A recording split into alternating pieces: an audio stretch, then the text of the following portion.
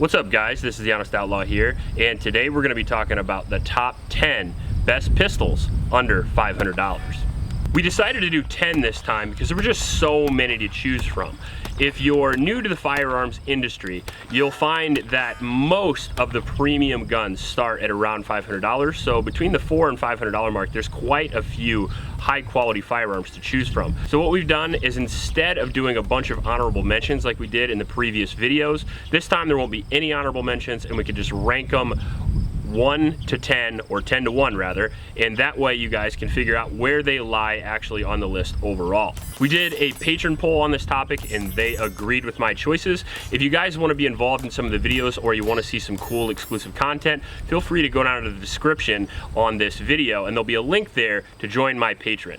If you join up, you'll get not only the exclusive content and be a part of the community, but you'll also be able to direct message me any gun question that you wish. I try very hard to respond to every direct message that I get on Patreon, so if you guys have a gun question, that is the best place to reach me.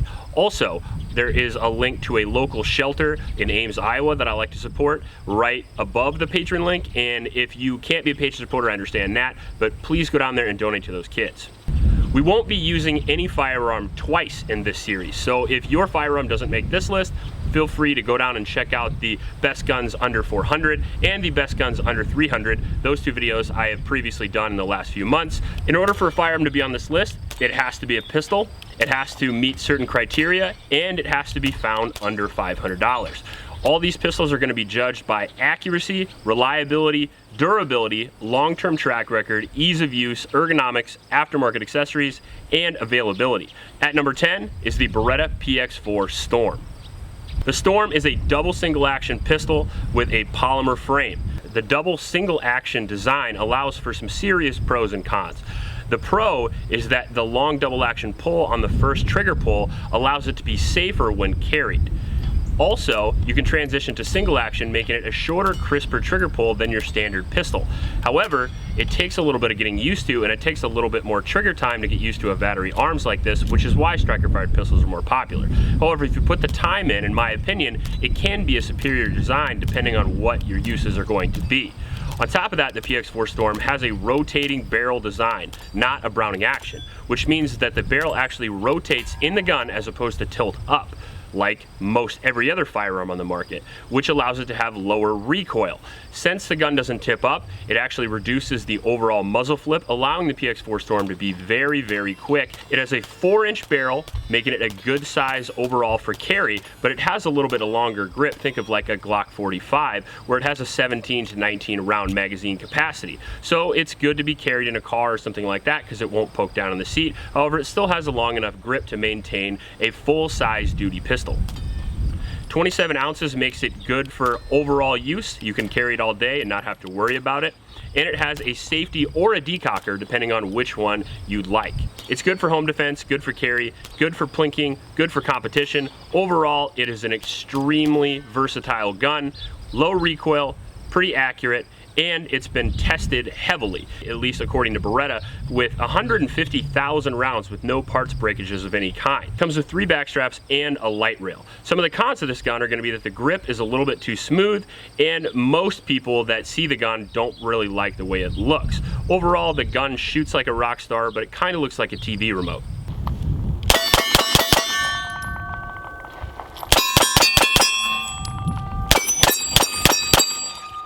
And at number 9 is going to be the FN509 Mid. One of the best guns out of the box that you can pick up to date. It's Glock 19 size, just like the PX4. It has a 15 round magazine capacity with a 4-inch barrel. It is a striker fired polymer frame pistol right at 27 ounces. So again, good size for carry, good size for home defense. If you want to buy just one gun, this is a really good choice. In my testing, it was 100% reliable with 1,000 rounds down the pipe with no malfunctions whatsoever. Very accurate, very fast, good trigger with a good reset right out of the box. The FN509 midsize is just overall a great gun out of the box because it comes with all the features that you would have to put on it if you bought an M&P or a Glock, for example. Comes with night sights, great texture, back straps, full ambi controls, a Picatinny rail, and easy takedown, not to mention front slide serrations. So no frills, meat and potatoes striker fired gun. However, it comes with a lot of features, especially for the money. At number 8, we have the Rock Island Armory GI 45 ACP 1911. The 45 ACP 1911 has been around for quite a while. As a matter of fact, since 1911. It's a single stack, single action, steel frame pistol. It's America's gun. What can I say? One of the reasons why this pistol is on the list is because the 1911 is my favorite gun. And this is the cheapest reliable 1911 that I've ever personally had. Coming in at under $500, we ran 1,000 rounds through this with 0 failures. Very impressive. It has a 5-inch barrel. It comes with 8-round magazines that are easily available, wood grips, a blued finish, manual safety, and a grip safety. But the real shine to a 1911 is obviously the trigger. If you've seen my videos, you know that I love the 1911. You know that I love the 1911 trigger because it allows it to be just more accurate than a standard gun. It obviously comes with some cons, like having the grip safety and the manual safety. Some people don't like that, and I understand that. You're either a 1911 guy or you're not. Some of the pros to it is going to be that it shoots very accurately and it's got a single stack design, making it fairly comfortable to carry, even though it's a little bit heavier. This gun comes in at 42 ounces, controlling the recoil of the 45 very well. I would say some of the only cons to the Rock Island Armory is that it comes with some pretty subpar sights, considering that it is a standard copy of the GI model. And honestly, pistol sights anywhere from between when pistols were created until 1980 kind of sucked. So the sights on this kind of suck. However, you can overcome that relatively easily. And on top of that, not only do you have a very effective firearm, but it looks real cool also. Some of the other cons to the Rock Island are going to be that the controls are just a little bit stickier than usual, but overall, it's still a really good bang for your buck, considering high quality 1911s can go for $3,000 and up, and for $500, it's really a steal. At number 7, we have the Canik TP9 SFX. The Canik line of pistols is really designed with the budget guy in mind. They give you a lot of bang for your buck, and the SFX is no exception. Designed for competition and has lots of features that help you compete. A 5.2-inch 9mm barrel. You can get it in either 9mm or 40 Smith & Wesson, so you can run it in limited production or carry optics if you choose to. It has a two-tone color that I think looks really cool, graphite gray on top with a black lower receiver, and it has a red trigger that I think gives it a little bit of pop. Optics ready, it comes with a variety of plates, so if you run an RMR like I do, or if you run an SRO, or if you run a Leupold Double Point, or if you run a Bushnell or whatever, they have plates right in the box for you already. Comes with 3 magazines that hold 20 rounds apiece and have added base plates on them, so not only do they hold extra capacity, but they're a little bit easier to palm out of a magazine pouch to increase the speed on those reloads, which is important in competition. Warren Tactical sights out of the box, making it an excellent fiber optic with blacked out rear sight picture, my personal favorite, and if you're not running a red dot, this is a really good way to go. But we're not even to the best part yet. Not only is it very reliable and very accurate, but the Canik series of pistols has one of the best triggers on the market. For under $500, you would be hard-pressed to find a much better trigger than the Canik has in it already. Very similar to the PPQ or VP9, the Canik TP9 SFX has an awesome trigger and one of the best you can find for under $500. The only real downsides to the Canik TP9 is that there are some reports of some limited long-term durability, but if you get a whole complete competition package for under $500, I think you'll have some extra money for springs and maybe an extractor 5,000 to 10,000 rounds down the road.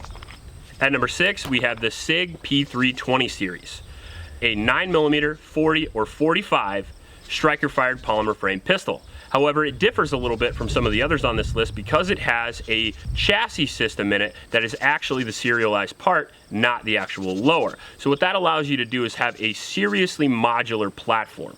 So if you live in a state, let's say like California or New York or something like that, where it's very difficult for you to get multiple firearms, you could buy one Sig P320 and then you could transition that chassis into multiple grip modules that you can buy online for around $50. On top of that, you could buy different slides and different barrels as well, and you can create several pistols out of your one singular pistol purchase, making it a little bit easier for you guys behind enemy lines.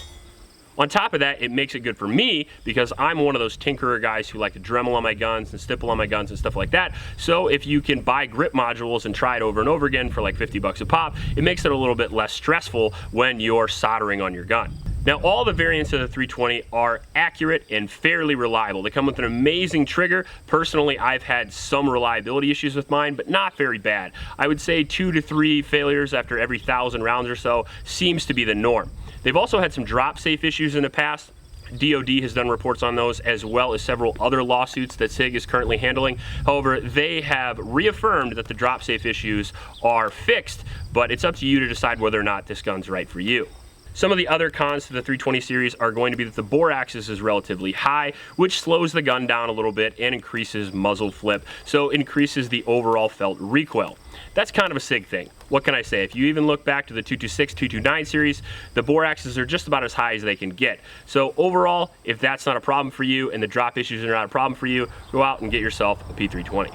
At number 5, we have the PPQ M9. This is again a 9mm polymer framed striker fired pistol. However, this one differs a little bit because it is a pre-cocked striker, which gives it arguably the best trigger of any polymer gun on the market. So good, in fact, that it makes your accuracy go from about here to about here. It's one of those guns that I call like a cheater pistol because every time I put it in my hand, I just shoot a little bit better than I would otherwise. They come in subcompact, compact, or full size, and with different variants also, like the PPQ Match, which is one of my personal favorites, but you won't be able to find it for under $500. I would honestly go with the compact. 15 round magazine capacity, 4-inch barrel, and 26 ounces makes it a little bit of a sniper rifle in your pocket.